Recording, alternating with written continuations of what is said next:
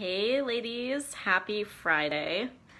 I am excited for today's video topic.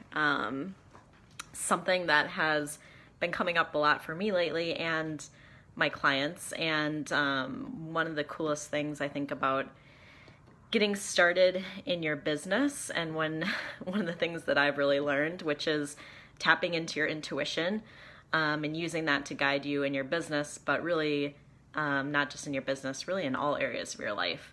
But for me, starting my business was probably like the biggest thing that really dove me into getting in touch with my intuition and learning how to use it as a tool.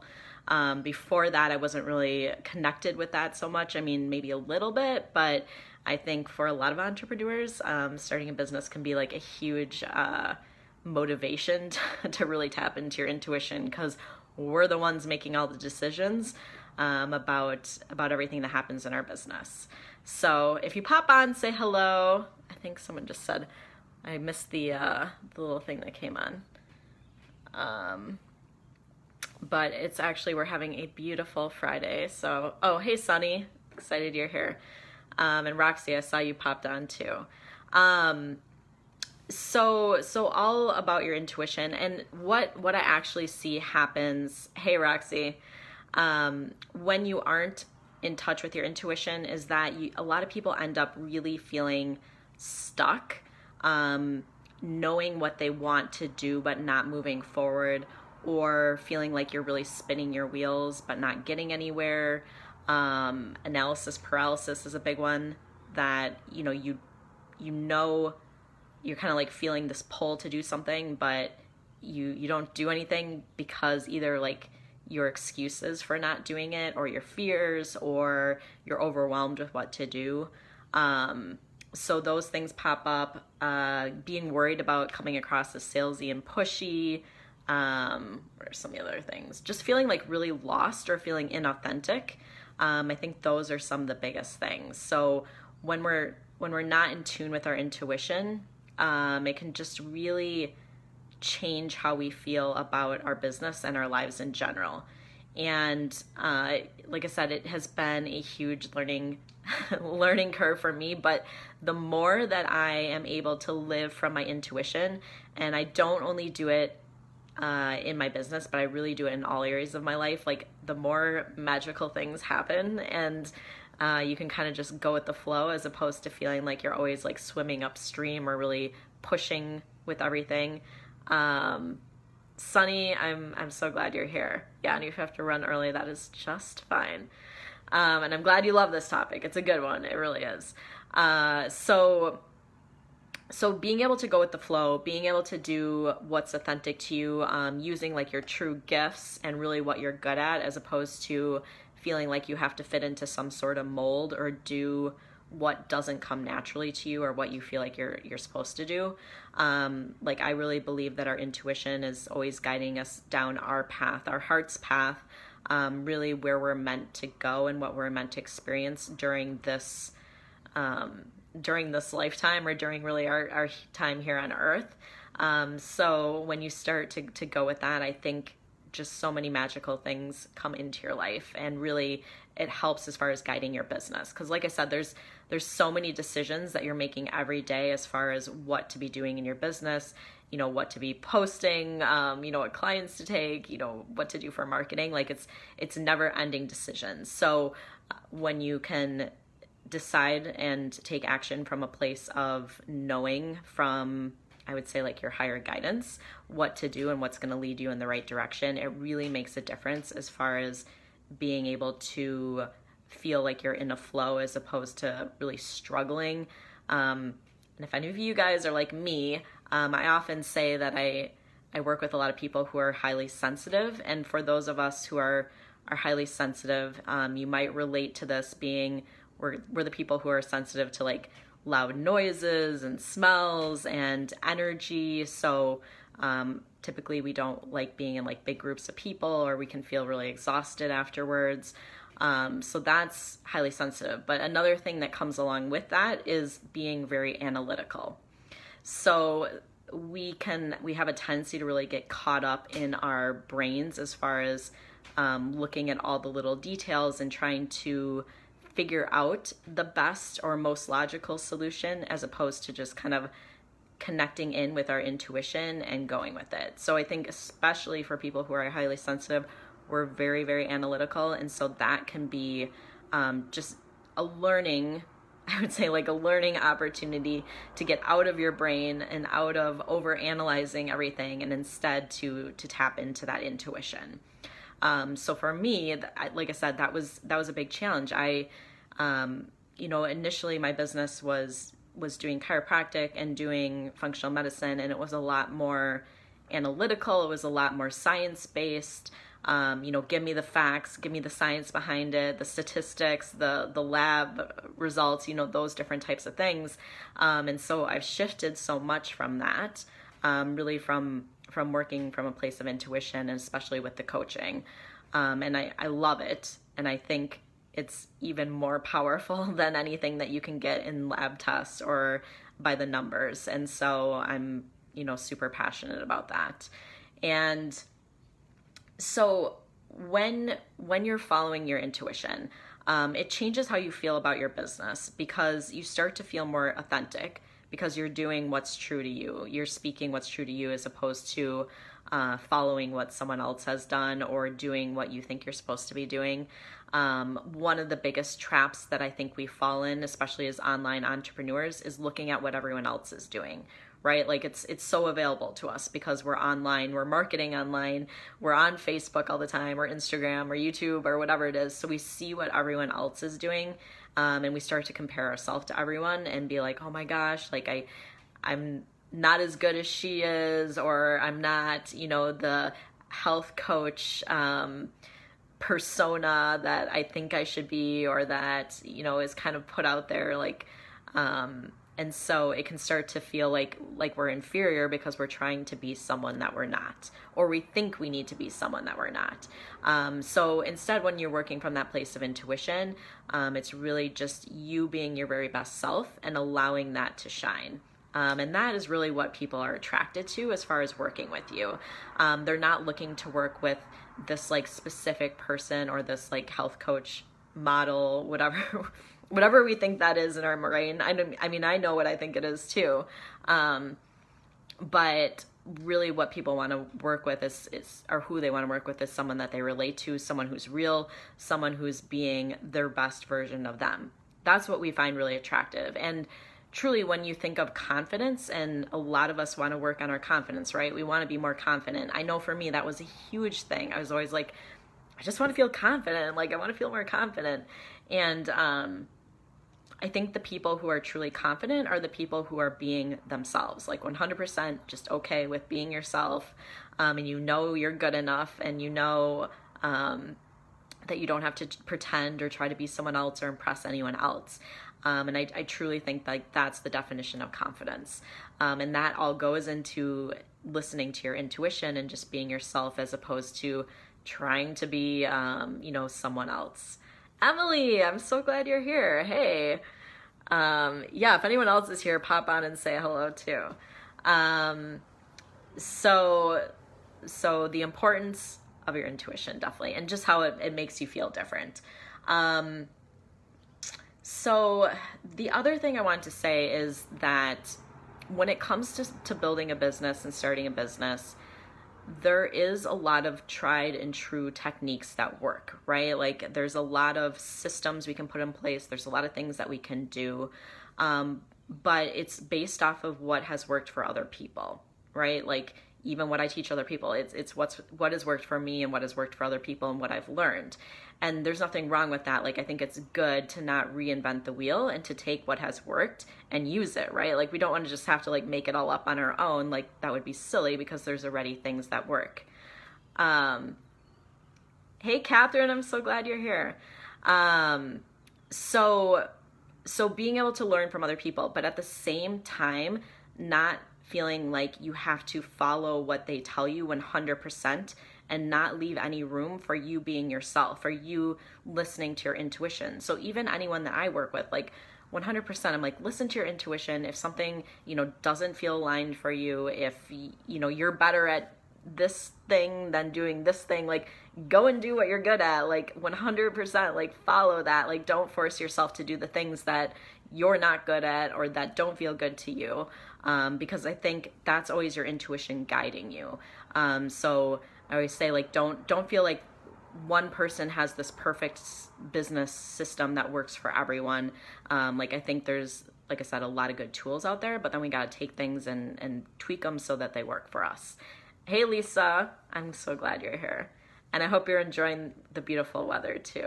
Lisa lives by me, so we both are getting awesome Friday weather, like 70s and sunny. It's so good. So I want to talk a little bit like about the difference between how it feels like intuition versus your analytical brain. And the biggest thing is your intuition is what you use to manifest. And I know we're all kind of like in different levels as far as maybe how familiar you are with like manifesting and law of attraction and energy. But that really goes into using your intuition. And when you're using your intuition, you can allow that stuff to happen a lot more. So it's using your energy, using your thoughts and your feelings to help shape your life and the results that you get, as opposed to thinking that you have to do everything through just your actions or just pushing. Because when we do allow the intuition to come in and help guide us and help bring these awesome opportunities to us, which it does, things start to feel like you're in a flow, or you're like, whoa, where did this come from? Like, this is so awesome. So it's definitely a different way of doing things, in a way that feels like so much better, and works smoother. Things happen faster. And so I want to give you just some tips for if you're new to using your intuition, or you want to learn how to use it better or tap into that, power that we all have. It's literally just a practice of getting used to using it, because a lot of us just shut it out and use that, use our analytical side of the brain. And tell me in the comments, if you're watching, like, are you someone who is very analytical and kind of always stuck in your head and trying to figure out like the best decision, maybe driving yourself crazy? Like, I know sometimes even for me, like simple things, like I'll go back and forth and just like drive myself crazy with it. And so if you can relate, let me know. But some tips just as far as helping you use that intuition, get into that, start practicing that. Number one, I would say is self-care, right? So, I think when we're eating well, we're drinking enough water, we're getting enough sleep, we're getting some exercise, getting outside, fresh air, like those types of things. I think it helps, like, your intuition lives in your body. So, and not in your head or your mind. So I think when our body is functioning and working its best, that's when we're able to really tap into that intuition. So making sure, first of all, that your body, your vessel, so to say, like is working well. You're taking care of it. Doesn't mean that you have to be in perfect health, like none of us are, or that you have to be doing anything perfectly, but just making sure that you're taking actions that feel good to you and like you're taking care of yourself. And I know for me, like I really know. I know when I'm doing things that are taking care of me, my body, and that I'm, feeling good, versus when I'm not, and I'm maybe doing things that are not so aligned, because I know, like you just know. And we all have that ability to know those things. So that's what I would say is number one. Number two, unplugging. So unplugging from your phone, unplugging from the internet. Stop looking at what everyone else is doing, at their websites, at their blogs, at their social media. When our brain is constantly being, like taking in information from other people and looking what everyone else is doing, it doesn't leave any room for our intuition to speak to us. And I know, like, I even get into this habit too, like always picking up my phone and looking at it and looking through like Instagram or Facebook or your email. It's like almost like a habit that you don't even know that you're doing. You're not even consciously doing it. And so this can really stop you from being able to tap into your intuition, because your brain is so filled with everything else. So your intuition needs space to be able to speak to you. So if you can shut off from technology more, and it doesn't mean you can't use it. Like, technology is an awesome tool. Like, I would not have this business, I would not be speaking to you right now without it. So I think it's an amazing tool, but you just need to be smart about how you're using it and intentional. So don't get into the mindless, like checking your phone every 2 seconds, because it doesn't leave any room for your intuition, for your creativity to come through and to speak to you. Catherine's saying, yes, definitely analytical sometimes.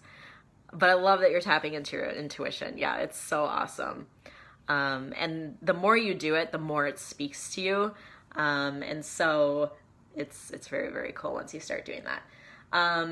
So next tip is knowing where you feel your intuition. So as I was saying, like, our intuition lives in our body, right? So our analytical, or our brain, or our thinking, that is, in our brain, right? Like, that's where we do it. But our intuition, like, we feel that in our body. It's actually a feeling. So if you know where you generally feel it in your body, like, sometimes it's like a tingling or expansiveness or contraction. And like, sometimes you can think about, like, if you get really nervous for something, or like something bad happens, like, where you feel that feeling in your body. Like, for me, it's usually kind of like in my solar plexus, or kind of like in my gut area. Like, that's typically where I feel it. Some people feel it, like, a lot of times it can be in like your different chakras. So sometimes people feel like in their throat, or like in their heart area. But if you just know, like, for you, where you generally feel that, it helps you to just become more aware of where you're usually going to be feeling that intuition. And sometimes it's just like a knowing versus like a feeling. But I think I like, you can get it both ways. So knowing where it is, and then knowing what, like, a yes or something that's good or aligned versus a no or something that isn't aligned, how that feels. And for me, what I would say is that a yes feels expansive. It feels almost like vibrating or energetic, or, oh gosh.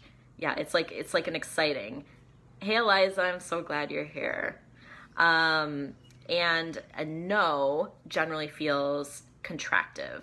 It feels like a tightening, or, something that doesn't feel aligned with me. That's how I generally feel that. So I think when you know what that feels like, it makes a huge difference as far as you being able to tell, like, when you're asking your intuition, or when you're checking in with something, what kind of feeling are you getting it? So Lisa says she feels it best when she's meditating. Yeah, that's awesome. Where do you usually feel yours, Lisa? Do you feel it in a certain area? So meditating, so it's quieting down your brain so that you can actually feel it in your body. Same thing, like, a lot of times if I'm like outside in nature, a lot of times I'm kind of like shutting off all that craziness in my brain. And so you can tap better into your intuition and get into your body. So then the other thing I would say is knowing the difference between fear and excitement. And we were actually just talking about this with some of my clients the other day, and someone was working on doing like her sales calls for the first time, and was very, very nervous about it, and she rocked it, by the way. But she found a post that was actually Simon Sinek put out. He's the one that talks about starting with why. But he was talking about the difference between fear and excitement. And that whenever, like, professional athletes or Olympic athletes were asked, if they were nervous, they were always like, no, I was excited. And it's because nervousness and excitement feel so similar. And it's really just what our brain is telling us about it. But in the body, it feels very, very similar. So I think knowing the difference between, nervousness and excitement because something is new, versus it being fear because, or fear or a feeling of it not being right or aligned. So when you're checking in with something, like, is it that I don't want to do it, or I'm feeling that resistance just because it seems scary because it's new and it's something I'm not super comfortable with? Or is it truly something that just isn't aligned and isn't where I should be going or what is the right thing for me? So I think being aware of that and starting to learn like the difference between the two, and knowing like, okay, like this seems scary, but it also seems exciting and it feels like something I want to do, which for me, like videos were like that forever. Like they seemed really freaking scary. I did not want to do a video, but at the same time, I felt really called to do them. And I was like excited about the idea of doing them, and but it felt scary. So I think if you know like the difference between those feelings, then you can be like, okay, like it's scary because it's new, but it feels like something that's right for me to be doing. And then the other thing I would say is be open to, oh, so Lisa's saying you feel it in your heart. Yeah. So I hear that from a lot of people too. So I think we all feel it kind of in different places. So the other one is be open to signs or synchronicities. Okay. Like this happens all the time in my life. And, just even like later this summer, I'm going out to Colorado, and I all of a sudden decided like, okay, I'm going, and I usually just kind of wait until I get the feeling to do these certain things or travels, and, you know, I'll take a road trip randomly or something. And, so I decided to do it, and like, I found the perfect place to stay. Like it's, you know, exactly what I'm looking for.